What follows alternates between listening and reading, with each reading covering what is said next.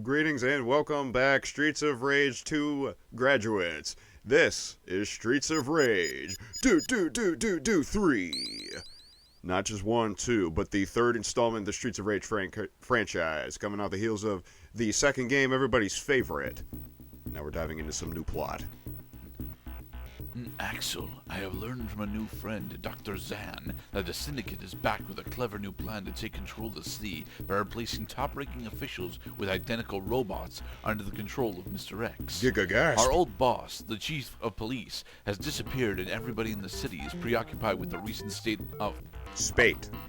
Spate? The Recent, fuck is recent spate? Or spat of bomb Spat. explosion. It's supposed to be spat. There's no E at the end of spat. I fear that the Syndicate's evil plan is already underway. Adam is too busy to help, but his brother Skate is joining Dr. Zan and me to try and get behind the bombing campaign and expose the real danger to the city. Signed, Blaze Fielding. So Blaze, Axel, and Skate are our playable characters. What happened to Max? Max is not here. Max went back to the Wrestling Federation, actually. Is that Gen? Yes. He's gonna give it another title shot. Now we have a new helping cast, both hidden and already unlocked. Dr. Zan, the Cyborg, and the return of Adam's kid brother Skate. Yeah, Zan. Alright. So Michael's gonna play as Axel again. No, actually, I am playing as Axel. Michael insisted that he had to be in the player 1 slot. So he is going to be Dr. Zan, and I'm going to be Axel. Yes. Criteria for selecting your character. I'd say play the character that you're most comfortable as. Let me tell you something about Streets of Rage 3. It has cutscenes now, and there is no voice dialogue, which I actually kind of like.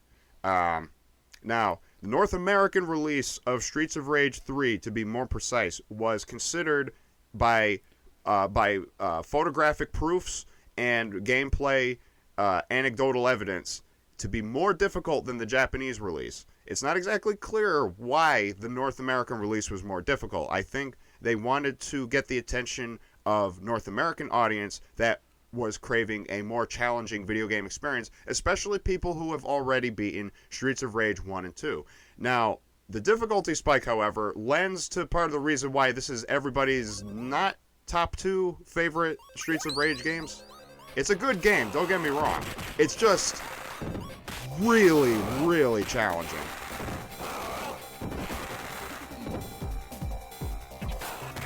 So what did they do to actually spike difficulty? Do enemies hit harder / have more health?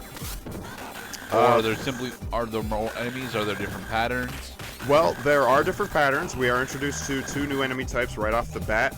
3 new enemy types. We got Zax, Dix, and Susie's. So these are going to be our new friends for much of the game.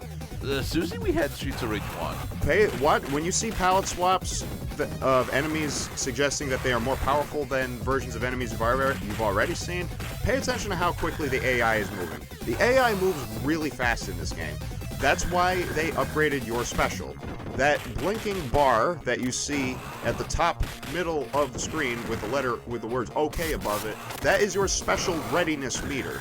Normally in Streets of Rage games, as you should be used to from Streets of Rage 2, which was everybody's favorite, again, so they enhanced on the special in that game, it costs health to use your special. When the bar says OK, that means that you can pop your special for free.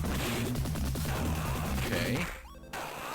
And Axel specifically has a relatively low cooldown on his back special, at least. The cooldown is about 5 seconds long. It's a 6-bar meter, and I had confirmed that as long as your 5th or 6th bar is full, then you can pop your special for free. Okay.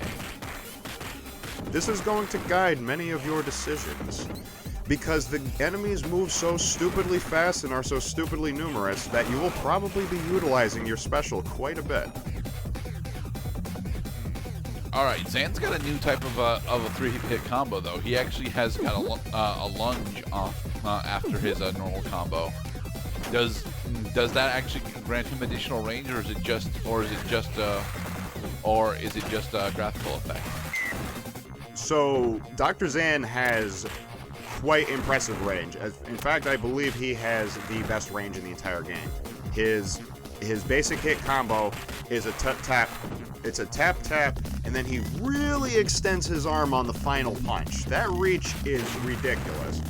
Michael got to like it. I offered to have him play as Dr. Zan just to see, because he started playing as Skate, and then we moved on from, I think he was playing as Blaze for a little while. Oh, yeah, I'm going to lock the suits up.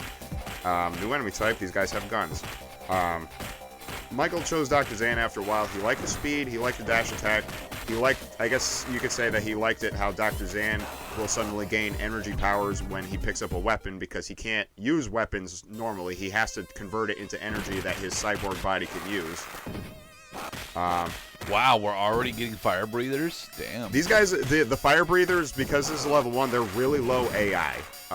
They want you to get the idea that they're basic enemy types, but watch out, because this is an odd-numbered Streets of Rage game. You can't throw the fatties without taking damage and causing no damage. So I noticed that Zan actually does, in fact, have a dash. Do the other characters also have dash? Yes. Streets of Rage 3 characters all can run by double tapping forward or double tapping backwards, and they can also do a dodge roll by double tapping up or down. Right. But the dodge roll is specifically a Z-axis move? It is a Z-axis move, yes. Actually, no. Yeah, that is correct. It is a Z-axis move. I confused myself. That's why X is X and Z is Z. So, let's fill you in on the plot real quick. The plot is we are investigating the syndicate who is creating imposter robots of actual city officials and people in the government. He's trying to take control of the city. Modular particle. Yes. We are... this is us escaping from our latest attempt at extracting information. And they are trying to kill us in order to keep their secrets. God damn it, Axel, you are handsome.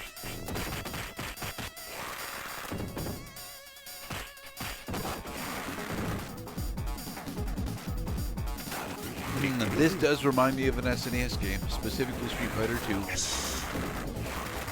They all love each other. I mean, the creators are all in bed with each other. and why not? Can't you just see Ryu and E Honda on this stage? I personally can't, but maybe you can, viewers. No. Okay, this is a Garcia that has 3.5 times as much health. Why is that? Yes, they are trying to teach us also that you will be seeing lots of enemies that have stupidly large amounts of health. Alright, get organized, guys, because these yellow signals like to really screw with players who stand still. But they're not called yellow signals anymore. Now they're called scarabs and ice. Yes, they are, because yellow signal became a little too familiar. Ice moves really fast, and he's going to try to throw you. The other guys will probably try slide kicking you. If you're because this is a couch game, you should probably call out to your buddy how you guys want to be organized on the screen. When there are lots of enemies, like the yellow signals, we call out columns. That means that Michael goes to the left column, and I go to the right column. As long as we're in columns, then we can continue to use Z-dodging in order to hit our foes without hitting each other and avoiding their attacks. And go pick up the turkey. Oh, there we are. Another subtle gameplay nuance that might have evaded the eye so far is that there's no timer in this game. Actually, I like that. The fact that means that we have the ability to wait out enemy patterns. Yes. And actually learn how we're supposed to do the fights on the first try instead of the third. I'm gonna call a couple of hard pipe-hitting bonos move stupidly fast on Adderall with a pair of pliers and a blowtorch. Zan's normal attack range is even longer than everyone else's. Jesus. You see? He's awesome.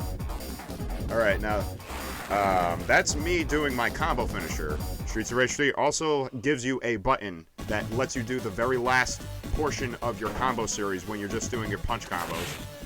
Ow. Okay. Hey, Electra.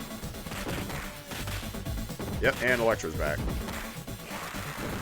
So this is a good columns type situation. So as long as we're in position, all these guys are really weak to Z dodging. The only thing is that you don't want to approach them in punch range because then they will probably get the first strike because, again, really smart AI in the North American release. Okay. Are you sure it's smarter or is it just significantly more aggressive? Probably higher difficulty. All these because you can observe how stupid the fat guys are in the first stage. That these guys are definitely on a difficulty slider. And it's the first boss. Who was the... Hey, Shiva. And it was the penultimate boss of Streets of Rage 2. Shiva has come back for his revenge. He's still not going to throw ice spells at us, is he? Shiva is stupidly exploitable. When he gets up, he jumps back up. And it leaves him vulnerable and gives you a chance to get in position to wail on him with your Axel, forward punch special, of course. Yeah. Pop, pop, pop, pop, pop. Unfortunately, because Axel doesn't have the same range as Zan has, his forward punch special whiffs half the time. Zan, grab a turkey, please. The problem with Zan, however, is that his special doesn't have... it doesn't have quite the staying power. Axel has a really long animation timer on his punch special. He's got lots of attacks, locks up enemies pretty good. Here comes the finish. Pa, pa, pa, pa, pa. Slow-mo uppercut. Whoa, whoa, whoa, whoa, whoa, whoa, whoa. Oh, crap. He got rescued by Jet. Stares menacingly at player. And that was the very first stage. Tune in next time where things get a little more challenging. Be safe, everybody.